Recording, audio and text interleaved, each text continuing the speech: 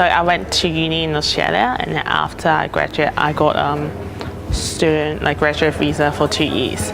And then I joined Marcus Evans. I achieved the sales target, and I got promoted to senior. So I got sponsored by Marcus Evans.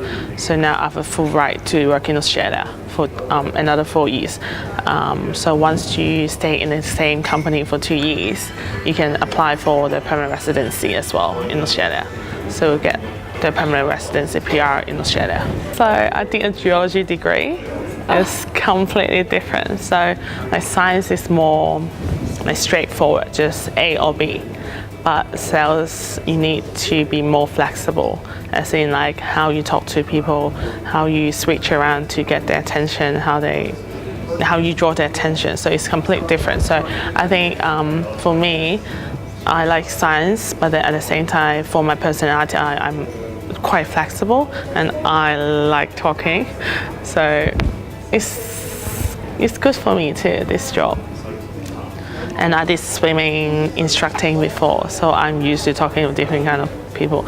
But the only difference will be talking to different level of people is different. I was looking for a job in sales because before I finished uni, I knew that I wanted to do sales to improve my communication skills. I get in touch with all the C-level executive, ranging from CMO, CIO, CHRO, or CFO, or even investors around Asia Pacific region, and also in Australia specifically. So I'll get in touch with them to invite them to attend the summit so that they can share the insight within the industry, as well as source some service provider that they need at the event.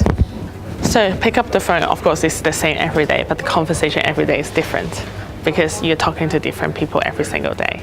So what they say is different, or the nationality of the people that you talk to is different. So the conversation is totally different.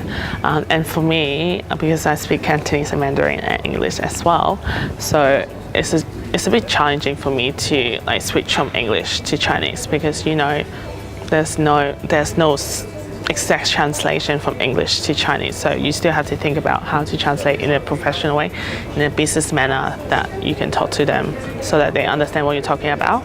At the same time, it's not like just normal conversation, it's a business manner conversation. When I first started, I was stressed because I always thought that when I talk to them, I have to have a really deep understanding about what they do.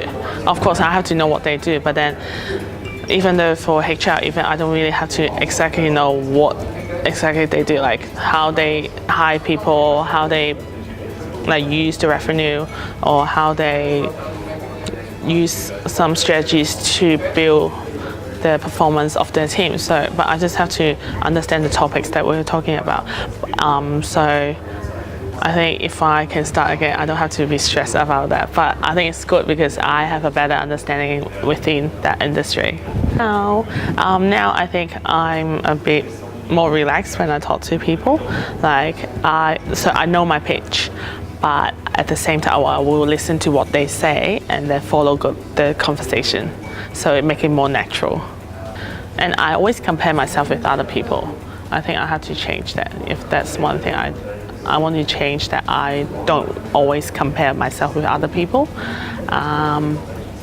because when you think about other people get more deals or they are more successful than you, they will just put yourself down. But if you think about, I can do that as well, then you will succeed one day. I was just thinking, okay, this is my first job, and just the first 2 months is time for me to learn instead of just getting a quick deal and without foundation.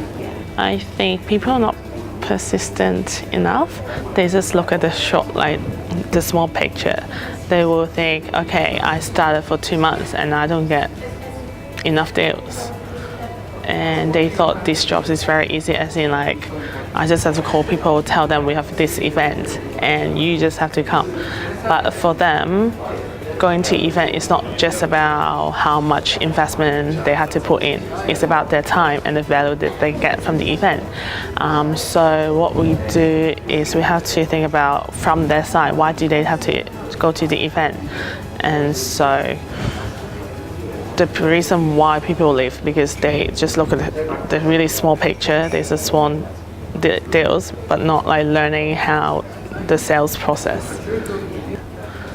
First thing must be you have to be really persistent and never give up, because like phone job you got decline every single day.